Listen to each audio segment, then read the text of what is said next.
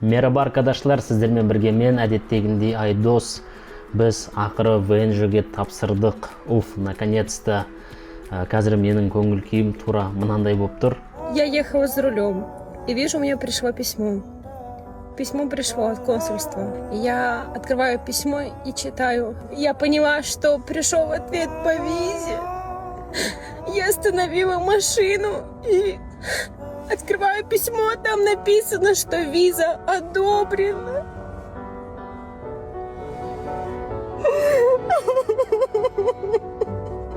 Мен Ағимуша сияқты жылап эмоциямды көрсетемеймін, бірақ көңіл күйім тура осындай ұқсас болып тұр. Қазір 1 сағатта ВНЖ тапсырып шыққан студенттер менің көңіл күйімді түсінбеуі мүмкін. Неге наконец-то деп қуанып сөйтіп жатыр, оңай ғой деп айтуы мүмкін. Солай, бірақ біз 1-2 проблемалармен қақтығыстық.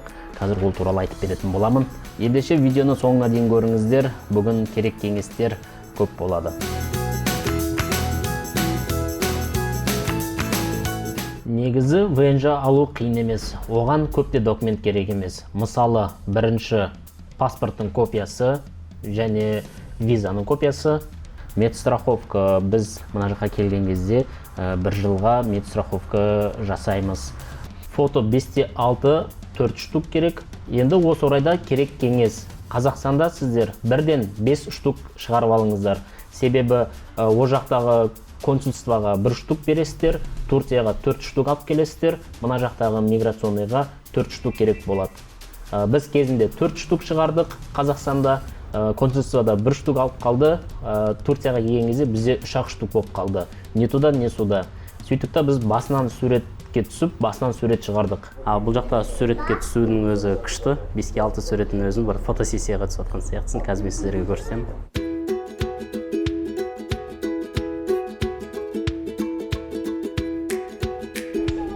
Бағасы 35 лира дейді, 1120 теңге. Және де сіздер сол Қазақстанда 5 штук істеткен кезде 5-6 суретті электронный вариантын көшіртіп алыңыздар, сол жерде келісіп. Олар, в принципе, көшіріп береді. Мен өзім фотограф болып жұмыс жасағам, білем, WhatsApp-қа көшіріп бере салу ешқандай қиын емес. Ол кейін бізге миграционныйға рендеву толтырған кезде керек болады. Бұның бәрі негізі осы жерде жасалынатын нәрселер. Просто лишний раз жүгірмейсіздер, лишний раз іздемейсіздер, уақыттарыңызды кетірмейсіздер, ақша кетірмейсіздер. Бұның бәрі сіздерге тегін лайфхак біздің атымыздан. Сосын справка с места проживания дейді. Общежитиеда тұратын студенттерге олар өздері сіздерге шығарып дайындап береді. Ал квартирада тұратын студенттер хозяинмен тұрған договордың копиясын апарып бересіздер. Тағы керек кеңес. Кражының аты деген жерге қанша адам тұрасыздар, соның бәрін атын жазып алыңыздар. Бұл жерде тек менің атым мен фамилиям ғана болды. Кейін Венераны қостық, Құралайды қостық. Бұны нотариально заверить еттік. 170 лира төледік. Лишний ақша шықпас үшін сразу осы жерге хозяинмен бірге жазып, аттарыңызды қосып жеріңіздер и сразу мына жаққа қол қойдырып алыңыздар. Сол кезде 170 лира сіздерден қалталарыңыздан кетпейді.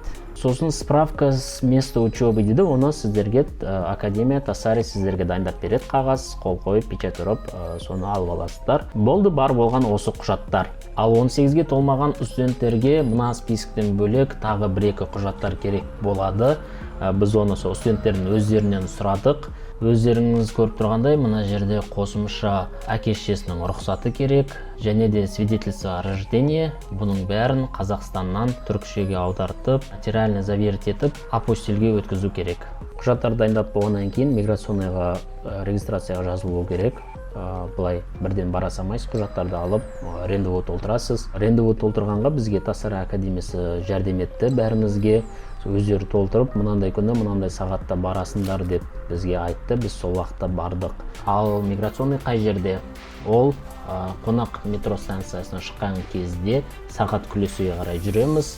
Сағат күлесінің жанынан тіке жүреміз, оңға бұрыламыз, солға, оңға және оңға. Примерно осы орталарында, сыртында осылай жазылып тұрады. Точный адрес мынау.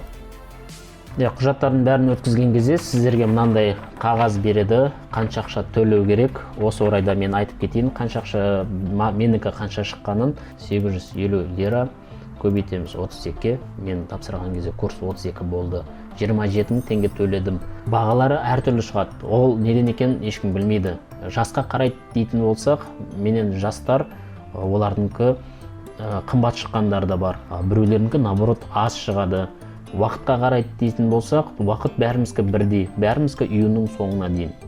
Бұл жерде білмеймін баға неге байланысты екен. Видимо, сол жерде документтерді қабылдаған ағайдың настроениесіне байланысты. Басқа причинасын білмеймін. Әркімдікі әртүрлі.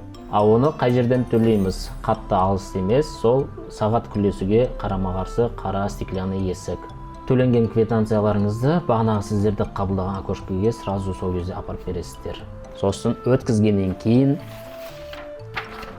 тадан мына қағаз береді. Бұл деген сөз болды, сіздің визаңыз уже в обработке 1 апта, 2 аптаның ішінде дайын болады деген сөз.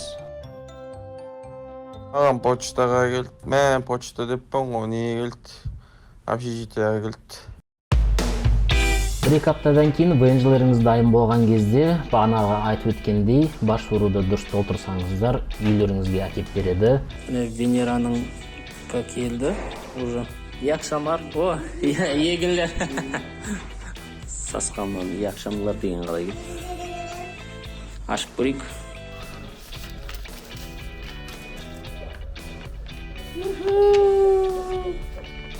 Біз Венераның 17-сі тапсырып едік, бүгін 26-сы 9 күннің ішінде дайын болыпты. Ал егер дұрыс толтырмаған болсаңыздар, бір ошибка шыққан болатын болса, квартирада тұратын болсаңыздар, өздеріңіздің райондағы почтаға барасыздар. Ал студенттер, мысалы олардыңқы Барновада, олардың адресі мына жерде. Ексүліш пен Егиюрт жатақханаларынан қатты алыс емес. Ал енді достар, ендігі ары қарай кеңестер семейіне келетін адамдарға соларға айтып берейін. Біз бұл жаққа бала шағамен бірінші болып келіппіз, сол үшін көпсі білмеді, қандай документ керек, не керек, біз де білмедік, сонымен көп қателестік. Ал сіздер ондай қателіктерді жібермеңіздер. Бұл ары қарай видео сіздерге. Надеюсь, біз бірінші и соңғы емеспіз. Себебі маған дайректке бір жас семья жазды. Бізде 2 баламыз бар еді. Сол сіздердің видеоларыңызды көріп, бізде Турцияға барамыз ба деген ой болып жатыр дейді. Мен қатты қуандым. Біздің видеомыздың сондай жас семьяларға бір желанияларын ашқандарына, бір себепкер болғанына қатты қуандым. Енді ары қарай балаларға қандай документтер керек, және олардың ақшасы қанша болды, ары қарай сол туралы. Қазақстанда консульствоға барып, виза алмайсыз бала шағаға, Турцияға келе бересіздер. Осы жаққа келіп, сразу ВНЖ алады. Оларға мына документтердің ішінде паспорттың копиясы, медстраховка керек болады, және де 4 штук 5-6 фото керек болады, және де әке-шешесінің паспорттарының копиясы. Справка с места проживания, справка места учебы бұл екеуі керек емес, және оларға да икаметке башвуру алу керек болады. Қазақстаннан балаларыңыздың туу туралы куәлігін копиясын жасатып, оны түркішеге аударып, нотариально заверить етіп, апостильге өткізіңіздер соңға.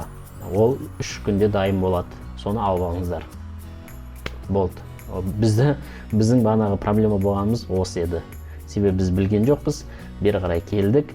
Мына жаққа келсек, сонда апостиль керек дейді, оны мына жақтан жасай алмаймыз. Сол үшін қайттан Қазақстанға барып келу керек болды. Достар, тағы айтып кететін жайт, бұл жерде сіздерді қабылдаған окошкаға де байланысты. Ол жерде 12-дей окошка бар. Сіздерді қинайтындар да бар, қинамайтындар да бар. Бұл жерде былайынша айтқан кезде сіздің бағыңызға байланысты. Достар, алдыда осындай полезный және де қызықты видеолар көптеп болады. Сол үшін келесі кездескенше біздің видеоларды күтіңіздер.